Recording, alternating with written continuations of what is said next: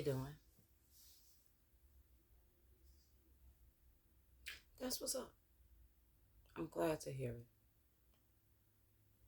Basking in this full moon energy, you know, getting cozy in my darkness. Sidebar: all goddesses are dark goddesses. They just may not present that way because y'all be scared. Anyway, I'm revisiting Hallow, HOLLOW,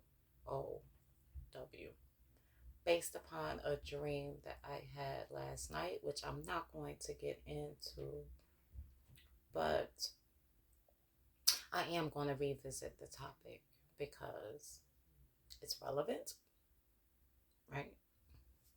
Okay. So,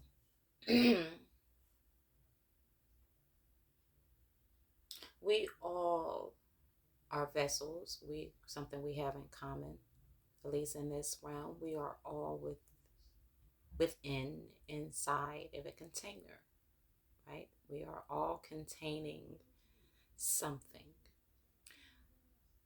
Unpopular truth, which will offend some, but the truth will set you free after it pisses you off. We all are not housing the same thing, nor all are we all housing the same amount of things, right? Some of us have spirits, some of us have spirit and soul, some of us are empty. These empty people, the internet, no, psychologists want to explain them by giving the title of narcissist, right? The internet wants to use the word narcissist whenever a person isn't pleasing you or they're just not mated with your soul, or you are refusing the lesson so that you can move on. There's a lot of confusion, this, that, and the other, he say, she say, little pieces of truth misconstrued, misprojected, causing confusion, right? Right. The thing is, if you are an empath, and I don't mean that you're capable of acting with empathy, most people are. For empaths, for most intents and purposes, to behave this way isn't a choice, it's just your nature, okay? To be a magi, to be a healer, to be an alchemist, to be a practitioner, you must understand that you attract a whole lot of things. And a lot of the attraction that you will experience is the unhealed and oftentimes the energetic deficient. Their body doesn't create said color in their spectrum.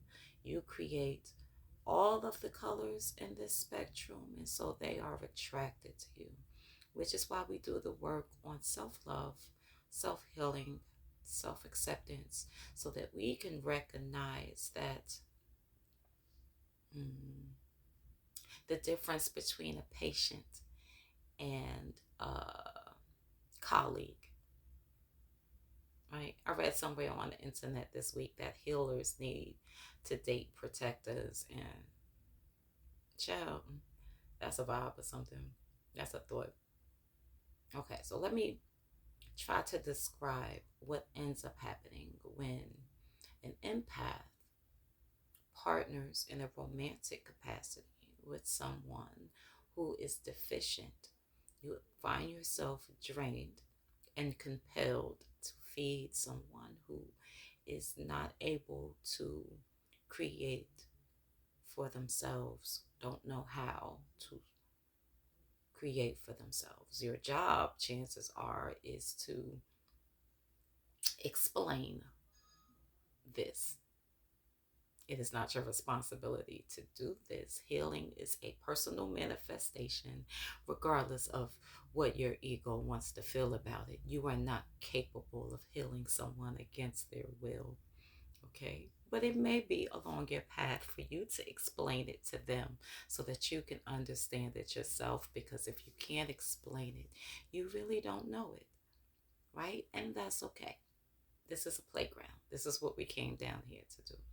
So what ends up happening is, because the vessel is empty or not equal to the amount of spirit, soul that you have within yourself, you begin to pour into them. And so you can experience moments of supreme love, right?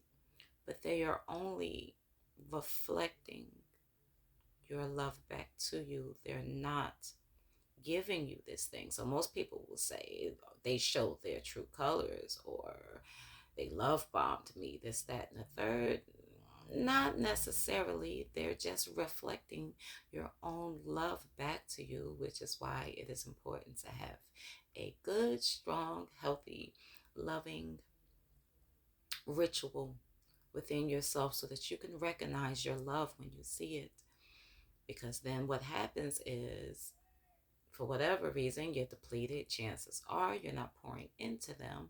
And so now the relationship dynamic has changed. And so now they may begin to exhibit signs of dependency, basically going through withdrawal and things of that nature. And that's usually plays out in not the most pleasant ways. And the empath tends to take those feelings personally, but it's just simply the fact there's a hole in their bucket, there's a hole in their vessel. Pour into them as you may, you can't fill a cup with a hole in it. You understand? It takes a certain amount of spirit to equal up to a certain amount that it's soul. Think of it as inches to a foot. Let's say that inches are spirit. You get 12 inches. Now you have soul. Some people have more soul than others, right? And this is how and where you'll experience soulmates, because y'all have similar quantities of soul, and y'all can feed and thrive together because there's no holes in the vessel. There's no deficiency in your ability to create light and color. Light working, right?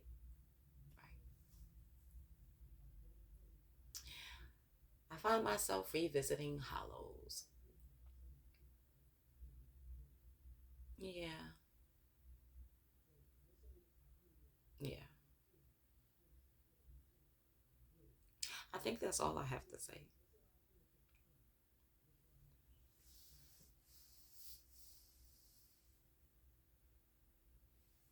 It's a video game called Hollow Knight. I've never played it. It's a little knight with a little mask, and he goes upon adventures. I kind of want to go into servitors, or mm, because just because someone is lacking these things doesn't mean that they can't be used by the divine, by soul, to serve their purpose in your life, to get you from one place to another. You know, it's just so that you understand what it is that you, the magi, the practitioner, the alchemist, is doing. Right? Right. Is there anything else?